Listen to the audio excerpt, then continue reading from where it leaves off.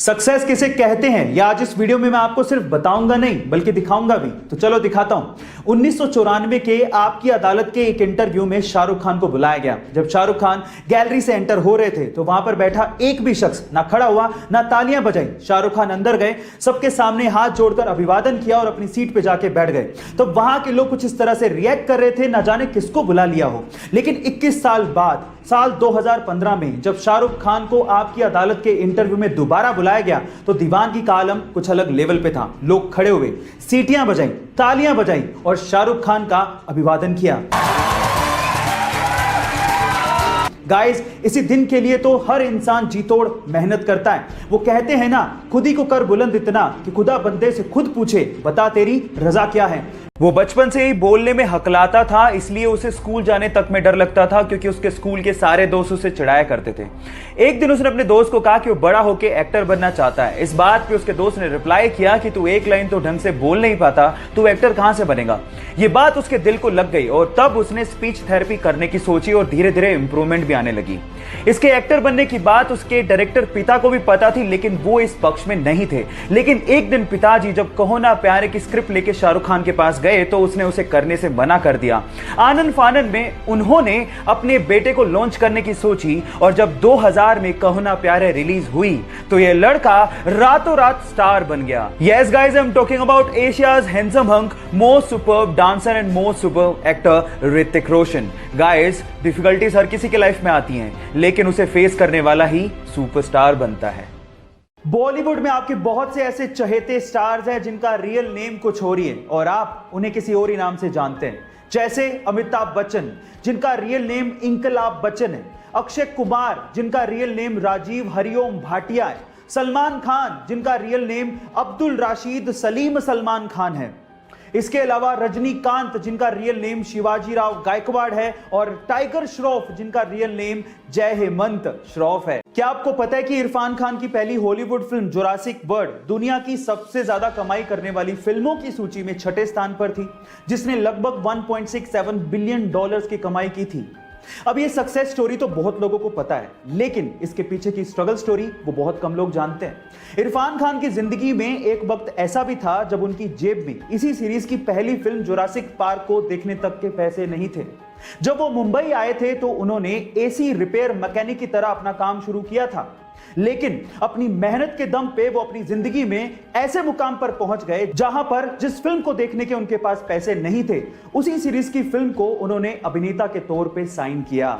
Guys, इसीलिए कहते हैं कि अपने आप पे विश्वास रखो और मेहनत करते चले जाओ, एक दिन आपका वक्त जरूर बदलेगा। कार्तिक आर्यन अपनी नई कार लैम्बोर्गिनी उर्स को लेके चर्चा में है और उसकी 3 वजह है। सबसे पहली वजह है उस कार की कीमत। कार्तिक आर्यन ने लैम्बोर्गिनी उर्स के लिए लगभग 4.5 करोड़ रुपए चुकाए हैं और गाइस, ये कार्तिक आर्यन की अब तक की सबसे महंगी कार परचेज है। दूसरी वजह है कि कार्तिक आर्यन को इस कार की डिलीवरी 3 महीने बाद मिलने वाली थी, जो कि कार्तिक आर्यन को मंजूर नहीं था और सिर्फ इसी वजह से इटली से मुंबई तक ट्रांसपोर्ट करने के लिए कार्तिक आर्यन ने इस कार के लिए लगभग 50 लाख रुपए एक्स्ट्रा खर्च किए। और तीसरी वजह है कार को खरीदने के बाद उनके द्वारा डाला गया सोशल मीडिया पे कैप्शन। कार की डिलीवरी मिलने के बाद कार्तिक आर्यन ने सोशल मीडिया पे लिखा, ले ली पर शायद मैं महंगी चीजों के लिए नहीं बना हूं। गाइस, अगर आप लोग टीवी के शौकीन हैं तो एक चीज आप लोगों ने गौर करी होगी कि एक मूवी ऐसी है जिसे सेट मैक्स या सोनी मैक्स पे बार बार दिखाया जाता है। सबसे पहले तो आप लोग चैट सेक्शन में उस मूवी का नाम गैस करके बताओ। जी हां, आपने ठीक लिखा, वो मूवी है अमिताभ बच्चन की सूर्यवंशम। पर सवाल यह है कि सेट मैक्स या सोनी मैक्स सूर्यवंशम मूवी को बार बार क्यों दिखाते रहता है? तो उसके पीछे के 2 रीजन है। पहला रीजन, जिस ईयर में यह मूवी रिलीज हुई थी उसी ईयर में सेट मैक्स चैनल भी लॉन्च किया गया था। और दूसरा रीजन यह है कि सेट मैक्स या सोनी मैक्स ने इस मूवी के अगले 100 सालों के राइट्स उस वक्त खरीद लिए थे और इसी वजह से इस मूवी को वो बार बार दिखाते हैं। उसके पेरेंट्स को लगा कि वो मुंबई इंजीनियरिंग करने के लिए जा रहा है, लेकिन किसी को क्या पता था कि वो एक्टर बनना चाहता है। उसने अपनी क्लासेस को छोड़ के बहुत बार ऑडिशन दिए, लेकिन वो सफल नहीं हो पाया क्योंकि उसका बैकग्राउंड नॉन फिल्मी था, इसलिए सफर इतना आसान नहीं था। लेकिन उसने हिम्मत नहीं हारी, उसने ऑडिशन देना जारी रखा और फाइनली उसे अपना पहला ब्रेक प्यार का पंचनामा मूवी से मिला, जिसका वन लाइनर उसे फेमस बना गया। लेकिन उसके बाद आई 2 फ्लॉप मूवीज की वजह से उसका करियर डगमगाने लगा। लेकिन उसके बाद प्यार का पंचनामा 2 एंड सोनू के टीटू की स्वीटी से उसने कमबैक किया और दुनिया की नजरों में छा गया। Yes guys, I am talking about Kartik Aaryan. Problem ये है कि हम चाहते हैं हमारी लाइफ में कोई प्रॉब्लम ही ना हो, लेकिन अगर हमारी लाइफ में कोई प्रॉब्लम ना हो तो ये उनकी लाइफ की सबसे बड़ी प्रॉब्लम है। गाइस, यहाँ सीखने लायक बात यह है कि आपका बैकग्राउंड चाहे कुछ भी हो, जो आप बनना चाहते हैं, अगर आपको उस चीज पे भरोसा है तो आप जिंदगी में कुछ भी कर सकते हो। पंकज त्रिपाठी, आज के समय उन्हें कौन नहीं जानता है, एक्टिंग इंडस्ट्री में एक बहुत बड़ा नाम है। एक बार उन्होंने अपने एक इंटरव्यू में एक बहुत ही जबरदस्त बात कही। उन्होंने कहा कि जब वो 10वीं क्लास में थे तो उनके पिताजी ट्रैक्टर खरीदना चाहते थे, लेकिन वो ट्रैक्टर नहीं खरीद पाए। लेकिन उस वक्त अगर उनके पिताजी ट्रैक्टर खरीद लेते तो पंकज जी के मुताबिक आज वो किसी खेत में ट्रैक्टर चलाकर खेती कर रहे होते और इंडस्ट्री में इतना बड़ा नाम नहीं कमा पाते।